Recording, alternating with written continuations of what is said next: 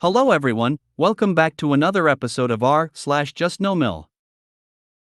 In today's episode, MIL says she's coming from across the country and leaves before we even respond. Husband bought MIL the tea set I loved. Golden rule for the win. Before we get started, make sure to subscribe so you will never miss a video. So let's get started. MIL says she's coming from across the country and leaves before we even respond. We haven't seen my in-laws in over 3 years. They have always been overbearing and controlling, but got much worse after our son was born. They wouldn't respect our decisions or privacy, they lied to us repeatedly, and said awful things to us when we tried to set reasonable boundaries. MIL ruined our first week home with our LO. She's the one who told us they are our authority figures and also wished life would go back to the way it was before my DH married me, when DH asked them to stop using profanity in front of LO. DH has cancer, and it's very aggressive. We're preparing for a scary and equally aggressive treatment. It's awful, and scary, and sad. DH's parents know he has cancer, but he only recently told them via text how much worse things have gotten. He is their only child and our LO is their only grandchild. They have known he has cancer, but haven't made efforts to see us in over 3 years. DH had told them numerous times that we need them to seek therapy before we can re-establish a relationship. They've done nothing, and MIL has never given a genuine apology. Instead, they choose to be victims and send passive-aggressive emails about how we're ruining their lives.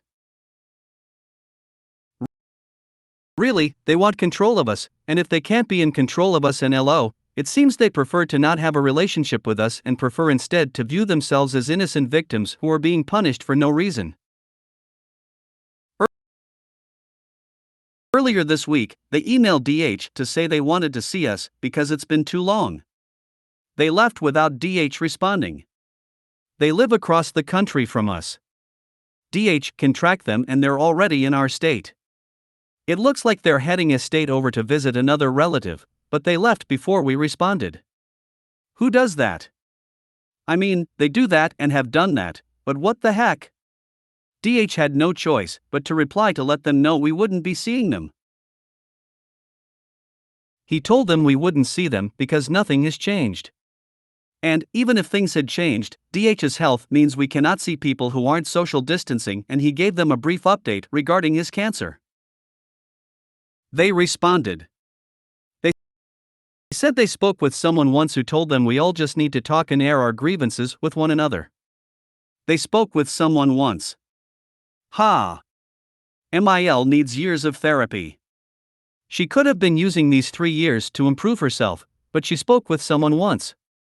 We don't even believe them because they mentioned this a few years ago, and when DH asked about it, they refused to answer his questions. Also, what grievances do they need to air with us? How dare we ask them to knock before entering our bedroom? How could we have the gall to expect them to ask before staying in our home?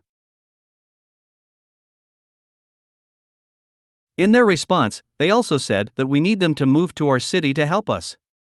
OMG. That is the last thing we want. They can move to our city, but we will not see them. The past 2 years have been a nightmare filled with radiation, chemo, and hospital stays, but somehow we've made it through without their help. My MIL has a strong need to be needed, but their help is not wanted. Why do they always insist on making a stressful situation worse? I'm sorry for complaining. I just need to vent to people who understand. They need to look good to their friend, other family, etc. That's why they now want to help. Plus, they need an established relationship in case your DH passes to get access to your LO.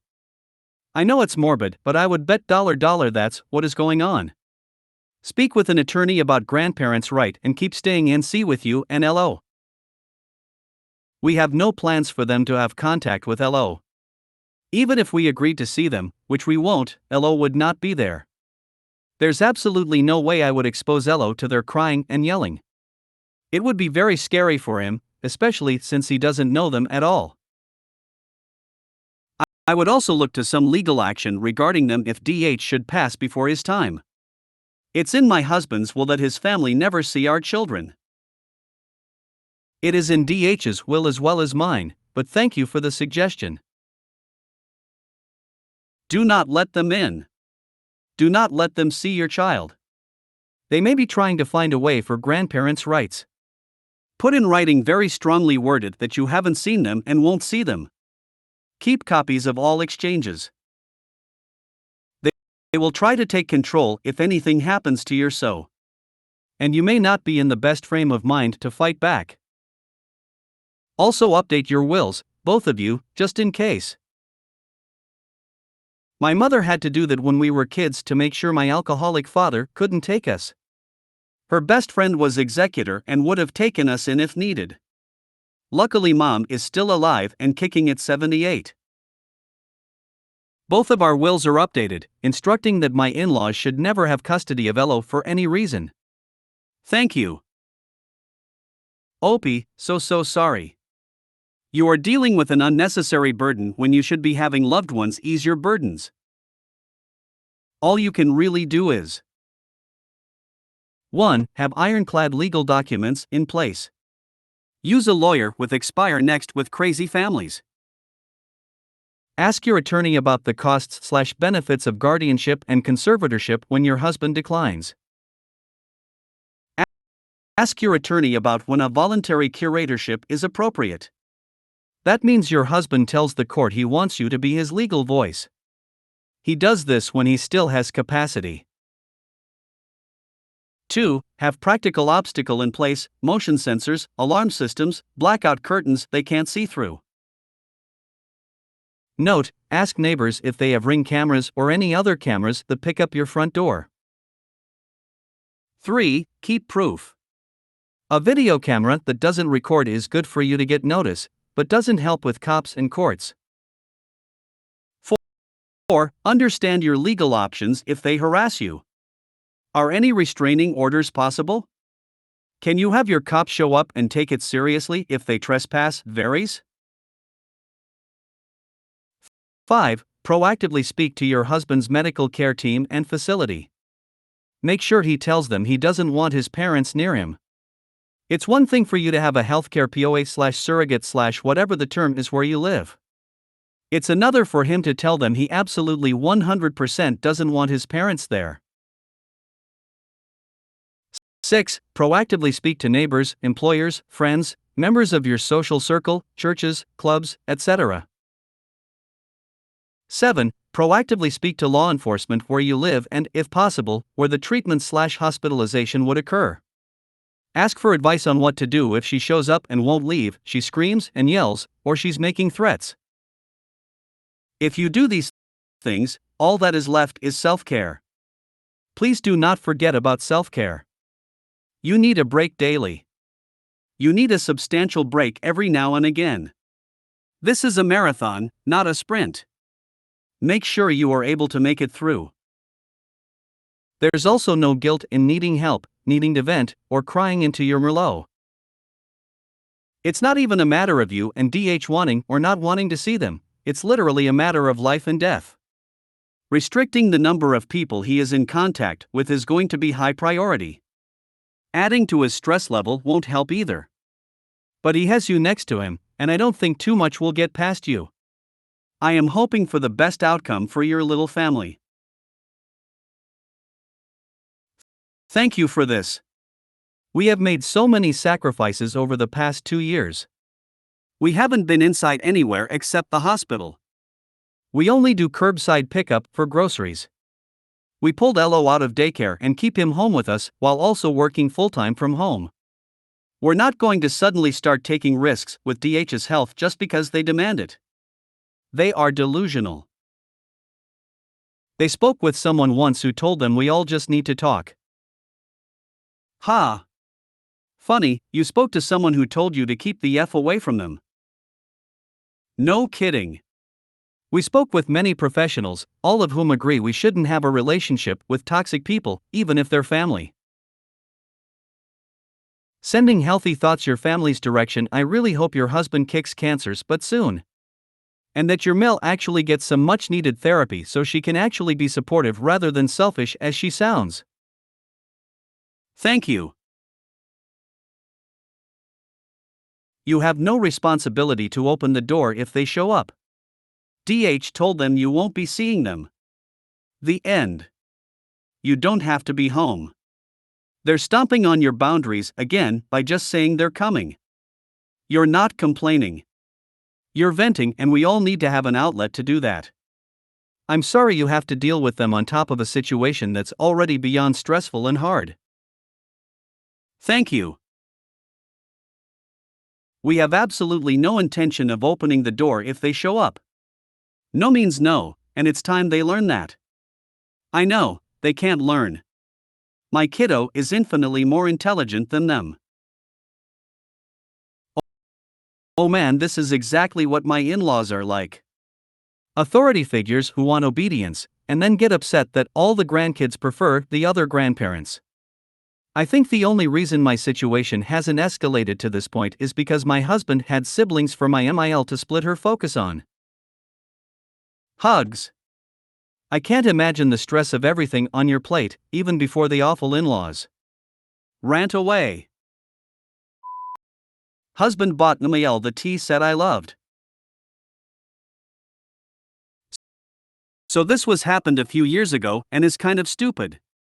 Back when my husband and I were dating, we found a cute Chinese tea place, and I would always point out a super beautiful green tea set with a flower in the bottom of the cup. It was my absolute favorite color, green, and I would always look at it when we'd go. Like, I loved this tea set so much. My mom is Chinese, and she would always talk about the tea ceremony in her home country, so I was seriously planning on getting this tea set at some point because it would be so special to me. Anyways, fast forward a few months, and for Christmas my husband bought me a beautiful full tea set from the shop. It wasn't the exact one I had wanted, but I was still over the moon and beyond grateful. I remember I couldn't stop looking at it all day long. He gave it to me at my parents' house, and my mom was so excited too. Later in the day we were at his parents' house, and his mom opened her gift from him, and it was a smaller version of the green tea set I loved. When I think about it, I still feel sick about it to this day. After him and I started dating, his mom became obsessed with Asian culture, so I'm sure he figured she'd love a tea set from there too. It felt like a stab in my heart, watching her open that gift. I had kind of forgotten about this whole thing, but today my Mil was cleaning out the guest room and they're upstairs and set her tea set out in the kitchen.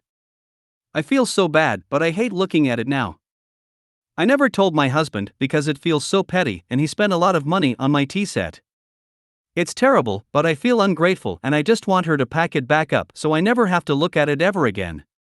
That tea set makes me sick now, and it doesn't help that I, for very different and unrelated reasons, can't stand his mother either. I would ask him, cause clearly you still have emotions about it, and maybe he can give some clarity to help you work through them.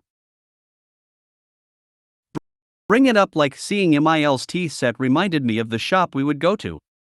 I remember always pointing out how much I loved that particular tea set, and while I love the one you bought me, but why did you buy that particular one for MIL and not me?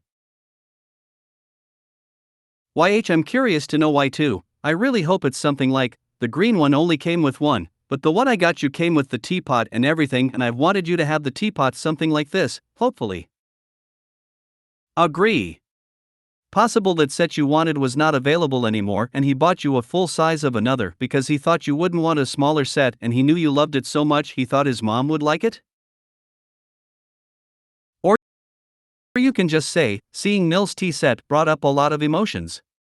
It was so special that you got it for me, but then you gave it to your mother as well, and it's always hurt because suddenly it wasn't special. I know that wasn't your intention, but I've been carrying this a while and wanted to share. He bought her the wrong set and Mil the set she loved. Why didn't you talk to him about it? If I learned anything from my last relationship, communication is way too important, even if what you want to say is hard. Honestly, it sounds like a totally boneheaded move without any malice that my own DH has done. I wanted some Christmas goblets and kept telling hubby how pretty they were. I even said we should get them for his mother also. My DH bought the set for his mother and figured he'd get some for me later. It was a Christmas item. They don't make them continuously and would not be available after they sold out. And they were just, at that time 20 years ago, $25. I still think about those goblets and want them, especially since I can't stand my MIL either. Chalk it up to your husband being a little brain dead sometimes, like my own. Go on replacements.com and get a set if available if it will make you happy. If the hubby balks, explain why. As with most men, he is likely oblivious. Trying to see a possible reason why he did it, the one you loved wasn't available anymore in the normal version. So he gave you one that was similar because it was the next best thing in his mind. And to his mom he gave a small version of a tea set, not thinking you loved that one specifically so much it would hurt you knowing she was gifted it, even in the smaller version. You said you don't like her. By the time he gave her the gift, was she already JN? Was she disrespectful towards you already, or was she hiding her ugly side? Did your then boyfriend know? Was there a pattern of him prioritizing her over you? I am sorry it hurt you, and those feelings are valid. You don't need to feel petty for feeling them.